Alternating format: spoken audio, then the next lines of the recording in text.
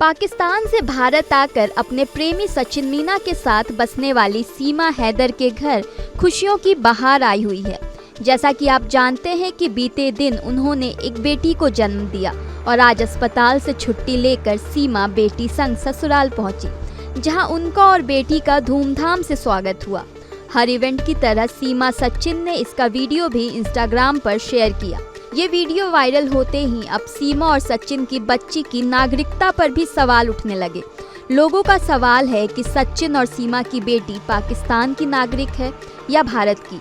बता दें कि खुद सीमा को अभी तक भारतीय नागरिकता नहीं मिली है। पाकिस्तान से अवैध रूप से आने वाली सीमा हैदर पर भारत में अवैध रूप से प्रवेश करने का मामला चल रहा है।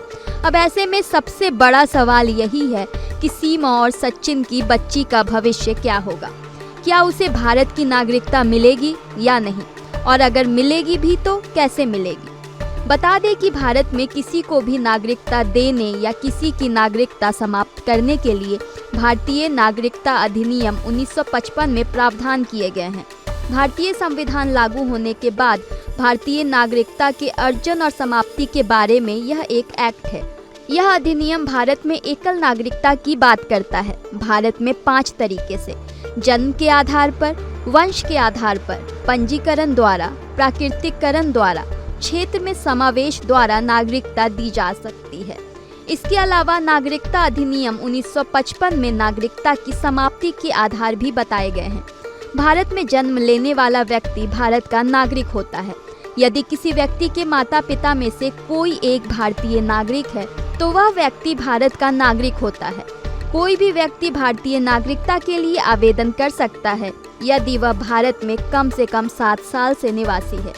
कोई भी व्यक्ति जो भारत में कम से कम 5 साल से निवासी है और जो भारतीय संविधान के प्रति वफादार है, वह भारतीय नागरिकता के लिए आवेदन कर सकता है। यदि कोई क्षेत्र भारत में शामिल हो जाता है तो उस क्षेत्र के निवासी भारतीय नागरिक बन जाते हैं। अब आप समझ गए होंगे कि इस आधार पर सीमा हैदर और सचिन मीना की बेटी को नागरिकता अधिनियम 1955 के तहत नागरिकता मिल सकती है। लेकिन यहाँ एक परेशानी यह है कि सीमा हैदर भारत में अवैध रूप से घुसी हैं। अगर माता पिता अवैध प्रवासी हैं तो बच्चे को नागरिकता मिलने में मुश्किल हो सकती है।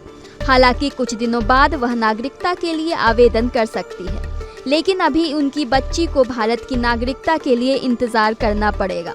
आपको क्या लगता है कि सीमा सचिन की बेटी को भारत की नागरिकता मिलनी चाहिए या नहीं? अपनी राय कमेंट सेक्शन में बताएं और ऐसी ही तमाम खबरों के लिए इंडिया डेली को सब्सक्राइब करना ना भूलें।